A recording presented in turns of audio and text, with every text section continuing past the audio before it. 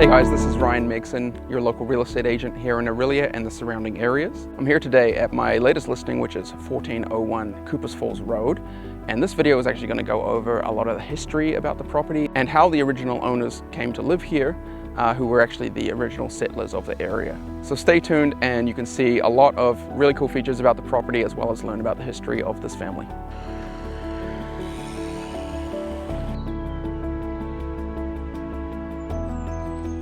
So our story begins with Thomas Cooper, a butcher's son born in 1835 in Kent, England. Thomas married Emma at the age of 22. The scandalous wedding was shamed due to the difference in class between Thomas and Emma, Thomas coming from a lower class family and Emma from a wealthy family. They had their first two children within 2 years of marrying before Thomas saw posters for a new life in Canada and decided to flee the stigma of their marriage and head out on new beginnings. In 1864, whilst on a ship on the St. Lawrence River, the couple had their third child, Albert. After arriving, they took the train to Barrie, which was the end of the line at the time. From there, they took a boat across Lake Simcoe and Lake Couchiching to land in Washego.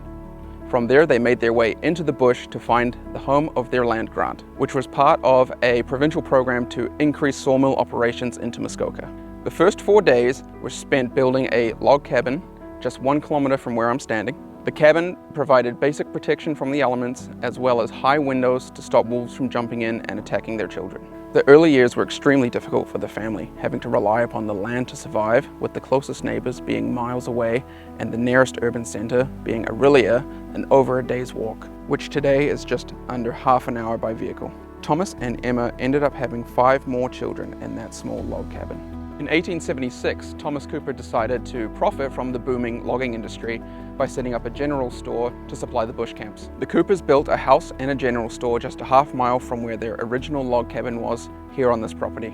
The first post office was added and opened by Thomas Cooper with the name Coopers Falls. The family built a new brick structure a year later, which is the building we see here today, and Thomas also had a sawmill and a blacksmith on the property. By the 1880s, Coopers Falls had grown to over 50 people, and there were railway stations in both Washego and Severn Bridge, both accessible by road.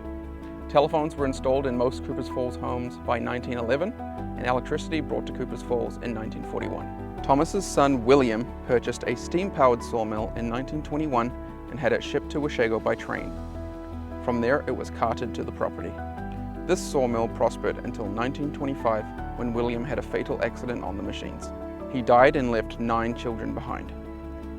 Coopers Falls went into decline thereafter as the mill was shut down. The lumber camps closed and business in Coopers Falls began to dwindle.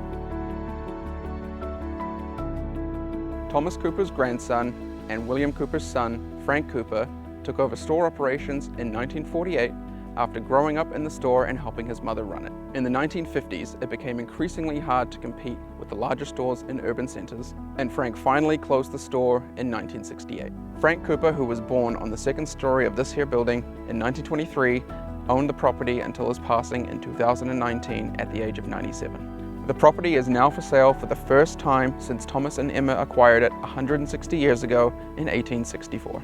So there you have it, folks, a brief history into the property as well as the family who founded Coopers Falls.